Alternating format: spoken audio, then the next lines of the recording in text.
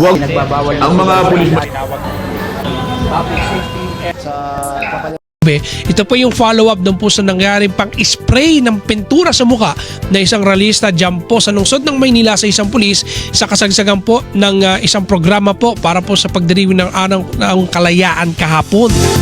Mga puso, kasama ho natin sa kabilang linya ang tagapagsalita ng Manila Police District Police Major Philip Ines. Major Ines, magandang gabi po. Welcome po sa DCWB. Luisito Santos po ito. Yes, sa relay, isang mapagpala at mapagpalayang gabi sa iyo. Ganun din sa mga nakatugay-gay sa inyong programa ngayon. Opo sir, ito lang po, medyo hingi lang po kami ng update at development dito sa nangyaring ito. Sir, meron na po bang identity? Kasi ang uning report kahapon ay nakatakas itong ralistang ito na nang spray sa mukha ng pulis. Meron na po ba tayong identity nitong naturang ralistang ito at naresto na ba o hindi pa? Kaya sa relay, yung huli nating bulletin dyan, meron naman tayong tawag dito, kuha kung yung picture nitong mismong ating subject na ito. At yung kanyang identity, pinapabalidate pa natin yan. At hinihintay lang din natin lumabas yung resulta ng medical examination naman doon sa police na inisprayan niya ng spray paint sa muka. Titingnan natin kung ano magiging resulta ng medical examination dyan. At kung ano magiging resulta, yun ang gagamitin natin para i-file natin yung kaukulang reklamo laban dito sa taong ito. Opo sir, para po sa mga kababayan ho natin na ngayon lang napakinggan itong usaping ito. Yes, ang nakakalungkot lang kasi dito, pulis yung inagrabyado eh. At wala namang pananakit na nangyari. Pero ano po ba talaga yung kwento kung bakit nauwi dun sa pang-i-spray sa mukha ng pulis nitong release ito? Habang nagpo-programa yung mga grupo, yung mga progresibong grupo doon sa kilos protesta nila dito sa may Calaw, sa may Rimita, Manila, napansin ng isa nating pulis na vandalize itong isa sa mga miyembro ng mga grupo na ito, kung saan pinagsabihan niya nito at sabi nga sana aarestuhin natin kasi nakiusap na rin naman tayo dyan. At alam naman natin na talagang bawal itong pagbabandalize kasi pakiusap na rin ito ng ating butihing mayor ng lungsod ng Maynila na huwag naman nilang gawing pisara yung mga pader ng lungsod ng Maynila. Dahil unang-una, sabi nga, yung gagasusin dyan, yung panggagamitin pampintura dyan, yung mga ibabayad natin dun sa mga gagawa uli niyan, ay galing yan sa tax ng taong bayan. Kaya pwede naman natin ipahayag yung ating mga saloobin sa pamamagitan ng katulad ng ginawa nila kahapon. Pinagbigyan naman sila na makapagprograma at kinausap din naman natin yung kanilang mga leaders na naandon na nakiusap na magkaroon sila ng programa doon sa lugar na yon. At lahat yun, actually, 10 yung mga nagsalita doon sa kanilang programa at wala namang pagpigil sa ating hanay. So may video po kasi na nangyari doon. Bakit ang tanong doon kasi sir, ang hinatak? So aarestuhin talaga siya. So ang nangyari doon, natakasan po yung pulis. Tama po ba sir? Tama kayo doon. Unang-una, para pagsabihan lang din sana itong tao na ito. Alam naman natin na hindi naman tayo nagkulang doon sa paalala sa kanila na wag na nalang gawin yon. At alam nila mayroon silang nilalabag na batas. Pero imbis na ito ay tumugon, nakita natin kung ano yung naging reaction. Inisprayan niya ng spray paint doon sa mukha itong pulis natin. Na sabi nga natin na hindi ito katanggap-tanggap. Ang sa atin dito, patuloy nating pinapakiusap sa kanila at nakita naman nila walang pagpigil doon sa kanilang karapatan na magpahayag. At sa maraming pagkakataon, nakita naman nila patuloy natin silang pinagbibigyan. Ang pakiusap lang natin sa kanila, maging organisado, kalmado at payapa lamang. At sa katunayan nga kahapon, ay nakausap natin yung mga leader niya. Nandun mismo yung ating district director na mismo siya yung nagli-lead doon sa mismong harapan at kausap yung mga leader ng iba't ibang progresibong grupo at naandun din mismo ako. At yun naman, nakapagpahayag naman sila ng maayos pero patuloy natin pinapaalala sa kanila na yung karapatan at kalayaan ay laging may kaakibat na responsibilidad. At sabi nga natin, yung ating maximum tolerance, nagawa naman natin ng maayos. Kahit na sinubukan nilang gibain yung ating hanay doon, yung ating harang doon, wala namang kahit anong ginawa yung pulis natin. Kundi pinigilan lang talaga silang makatawid papunta rito sa US Embassy kung saan talagang bawal dito magkilos protesta. At nagkataon din, meron pa tayong mga activity doon sa lugar. Kaya nakikiusap tayo sa kanila. Maraming pamamaraan para may parating nila yung kanilang mga iba't ibang mga issue May mga social media tayo, maraming tungtungan dyan. Meron tayong Liwasang Bonifacio na napakalaki. Kung gusto nilang pumunta dyan, pwede nilang isigaw yung kanilang mga iba't ibang mga hinaing, mga iba't ibang issue. At yan ay walang pagpigil pagdating sa Philippine National Police. Sir, nabanggit niyo yung maximum tolerance. Kasi hindi lang ito yung unang beses na nagkaroon ng pag-atake sa pagitan ng mga realista at ng mga pulis. Kasi nung hindi ako nagkakamali, nung Labor Day rally naman, nung May 1, mayroon naman din. Dyan din, exact location din, Calao Avenue din. May isang pulis doon, hinablutan ng cellphone at mayroon pang ginulpe, kinuyog. At yun din, yung suspect hindi rin kaagad na aresto ng mga otoridad. Sir, sa tingin nyo ba, sa panig ng Manila Police District, hindi kayo masyadong naabuso naman itong maximum tolerance natin? Do, karapatan naman namin, sir, ng mga sibilyan na hindi rin kaagad basta damputin o kahit paano hindi masaktan. Pero ako, na-appreciate ko po yun. Pero hindi kayo masyado nang naabuso itong maximum tolerance para maagrabyado naman yung ating mga pulis na ginagampanan lang yung kanilang tungkulin na magbantay, lalo na manghuli ng mga nakikita nilang lumalabag. Sir. Tama ka dyan, Sir LA. Lahat ng sobra masama. Kung saan nga nakita natin yung palagi nating binabanggit na maximum tolerance, yung pinakamataas na antas ng pagtitimpi. Pero meron itong limitasyon. Pag nakakita na natin, at hindi kasama dito yung pananakit, pagmumura at pag-aalipusta sa pulis natin. Hanggang kaya natin magpigil, ginagawa natin yan. Pero wag naman nilang abusuhin yung ating, sabi nga natin, yung ating pagtitimpi. Meron itong limitasyon. Pagka nakita na natin yung kanilang hayagang paglabag sa batas, nananakit na sila, naninira, wala tayong magagawa, ipapatupad natin ang batas. Sa maraming pagkakataon, patuloy nating ito nga ipinapakita sa ating mga kababayan. Pero patuloy nating pinapaalala na natatapos ang kalayaan kapag ang karapatan ng iba ay natatapakan na. Sir, speaking of natatapakan na, kasi may mga pagkakataon kasi na kapag nagkakainitan dyan sa mga rally, yung mga ralista, tinatapakan na mismo yung mga polis, yung sinisipa, yung tinatadyakan yung pinaka-barrier, yung parang plastic barrier. Sir, pagka ba ang polis gumante, part ba ng SOP yun? Kunyari, tinulak yung barikada. Tapos, siyempre, yung mga pupwersay niya ng mga realista Once na yung police na may barrier, itinulak pabalik, yung ba part ba ng SOP na dapat ginagantihan din ng ganun? Kasi yun yung parang medyo nagiging nagiging negatibo yung konotasyon niya, yung appreciation sa kanya ng mga tao, lalo na sa social media kapag ang napipitikan at kumakalat na video at o picture, yung pulis yung nanunulak. Pero ako naniniwala naman ako sa inyo, sir, kahit papaano na hindi pulis ang mangunguna once na nagkaroon ng isang tulakan. Pero yun nga po, once na sinipa, tinadyakan ng isang realista ng isang pulis, itinulak pabalik, part po ba ng SOP yun, sir?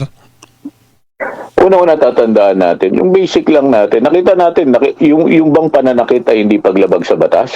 Paglabag ito sa batas. Ang sa atin dito, yung mga pulis natin na nandoon na nagbabantay ng kaayusan, katahimikan at katatagan lamang ng lungsod, meron tayong tinatawag na hindi tayo pwedeng gumawa dyan ng individual action. Meron tayong ground commander. Lahat yung mga instruction na yan, manggagaling yan sa ground commander natin. At kahapon nga napansin nyo, hindi na namin nakausap agad yung ating mga nangunguna doon sa kilos protesta kasi pagdating pa lang nila doon, ay binangga na nila yung ating harang at yung ating barricade doon ay sinubukan nilang sabi nga natin taklasin. Kaya lang hindi naman sila nagtagumpay. Ganun pa man, patuloy natin pinapaalala dyan na Sir LA na huwag natin gagawin ito. Hindi po ito kasama sa maximum tolerance. Yung katulad ng binanggit ko sa kanina na yung hindi kasama sa maximum tolerance, yung pananakit, pagmumura, pag-aalipusta sa mga pulis natin, hindi po kasama yan. Ang sa atin po dito, meron po tayong batas na umiiral dito. Meron po tayong BP 880 kung saan nga po sinasabi dito na kailangan po maging payapa lang po yung kanilang pagtitipon at ginagarantayan po ito ng konstitusyon. Pero ganun pa man, katulad ng binanggit ko kanina, ang karapatan at kalayaan ay lagi pong may kaakibat na responsibilidad. Hindi po kasama yung pananakit, paninira, pagmumura at pag-aalipusta sa mga pulis natin. Sir, kasunod nito, magpapatupad ba ng pagbabago sa Standard Operating Procedure o SOP yung mga pulis, lalo naman nasa CDM o yung mga pulis na maninita, na mga makikita na lang lumalabag? Kasi parang ang nangyayari dati kasi parang piglas lang di ba? Pagka hinuli ka, papalag ka lang. Pero ngayon, ginagamit ko mahawak nila, yun na iahampas o ibubuga sa isang pulis. Napag-usapan na ho ba yan kasunod po nitong nangyaring insidente ito, sir? May pagbabago na ba ipatutupad ng MPD o magpupulong ho ba kayo kasunod ng nangyaring ito? Pero wala sa Lely, ginagawa na natin yan. Nakita natin, dinodocument natin lahat. Kompleto tayo sa lahat ng mga documentation natin. Meron tayong drone shot, diba? Meron tayong mga nag-video dyan. Kasi sabi nga natin, ito yung nagpapatunay na hindi na tayo pwedeng gamitan ng iba't ibang mga naratibo, ng mga propaganda, na tayo yung may pag-abuso. Kung nakikita natin yan at nakikita naman ng mga taong bayan, sino yung may pag-abuso pagdating na nagkakaroon tayo ng, sabi nga natin, ng mga kilos protesta na naandyan lamang yung pulis. At meron talaga mga grupo na mas pinipili nila na tignan doon sa anggulo na ang nagmumukhang ang nang-aabuso ay mga pulis. At alam na namin yung kanilang estratehiya na yan at hindi na nila magagamit sa amin. Kung saan nga, kompleto yung ginagawa natin yan. Yung Manila Police District, meron tayong team na tinatawag nating Humanitarian Engagement Team. Pag nakipag-engage tayo, meron tayong negotiator, meron tayong lawyer, meron tayong human rights, at may mga nagdo-document tayo. Kaya hindi pwede tayong, sabi nga natin, katulad dati noon, kung makikita natin yung mga optic na palaging ginagawa nila yan at gagawa nila ng propaganda. Ngayon, hindi na nila magagawa yan. Katulad nung nakaraang Mayo 1, kung saan yung mga lumabag, yung mga nanakit, ay isinampa natin yung kaukulang reklamo sa kanila dito sa tanggapan ng Taga-Usig sa lungsod ng Maynila. So nakita ko nga parang kayo din, parang tumatayo din kayong negosyador Kasama ho yun sa team na binabanggit ninyo. Tama kayo doon na negosyador, ako yung negotiator. pinaka-supervisor ng mga negotiator natin dyan pag meron tayong mga engagement dyan sa mga protest rally na yan, mass gathering. At kami yung may team na kumpleto. Kumbaga, sabi nga pag nakipag-engage kami, meron na tayong legal officer natin at meron na rin tayong negotiator. Yung may mga well-trained yan.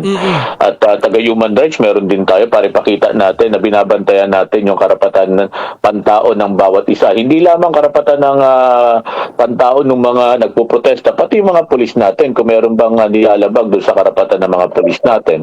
At kompleto yan. At hindi lamang yon, meron tayong mga kumukuha ng mga video para just in case na gawan nila tayo ng mga naratibo na hindi naman tama. Meron tayong pinapakita. Sabi nga natin na res ippa loquitur. Let the truth speak for itself. Pag nakita yung video, ito totoong nangyari. Sabi nga natin, katulad nung nakaraan, nakita natin na merong hayagang pananakit. Pagkuha nung cellphone ng isa nating pulis, panununog ng mga ng EPG doon, isinampa nating reklamo laban sa kanila. Hayaan natin timbangin ng ating piskalya o ng ating taga-usig yung mga ipinisinta nating ebidensya at mga testimonya. At hayaan natin kung magkakaroon ito ng, sabi nga natin, higting bigat at may sampa ito sa korte. Oo nga sir, alam mo, isa yun dun sa mga gusto ko rin batiin sir at papurihan, kung may karapatan akong papurihan kayo, yung paglalagay nga po ng isang grupo ng mga abogado, human rights officer at negotiator kapag nagrarally. Siguro sir sa Dallas po, dahil ang Manila po talaga nandiyan po talaga ang sentro ng mga nagsasagawa ng mga pagkilos, nandyan ang US Embassy, nandyan ang makasaysayang Menjola, nandyan ang Liwasang Bonifacio. Siguro isa po talaga sa mga naging matinding aral po sa inyo yung pagkakaroon nga po ng maayos na diskusyon o pagkakaroon ng maayos na komunikasyon sa pagitan po nitong mga militanteng grupong ito. At nakakatuwa po dahil kayo po mismo, ako personal ko nakita kung paano kayo nakikipag-usap sa mga leader ng mga iba't ibang organisasyon. At ako naman po sir, ako nakikita ko sana lahat po ng mga pulis katulad ninyo na magaling makipag-usap kasi minsan kaya nagkakaroon ng pag-uudyok ng gulo o hindi pagkakaunawaan kapag ang isang pulis na iniharap mo sa mga leader ng mga organisasyon pikon. Di ba sir, may mga ganun na parang hindi marunong, well siguro ngayon sir, dahil nga may mga training na kayo, may mga pagsasanay na kayong ginagawa, mukhang aral na po ng Manila Police District at naiwasan na po yung mga matinding pagtatalo kapag nagkakaroon ng mga pagkilos. Lalo na kapag nagpupumilit yung ilang mga grupo na pumasok doon sa mga lugar kung saan bawal mag-rally, lalo na minsan dyan po sa may area ng Menjola. Siguro sir, bilang pangwakas na lang po, kamustahin ko na lang. Kamusta na lang po yung pulis na na-sprayan? Sir, medyo nakakabulag yun kasi chemical yung spray paint Pag yun tinamaan ka sa mata, pwede ka mabulag. Kamusta po yung kondisyon ngayon ng pulis?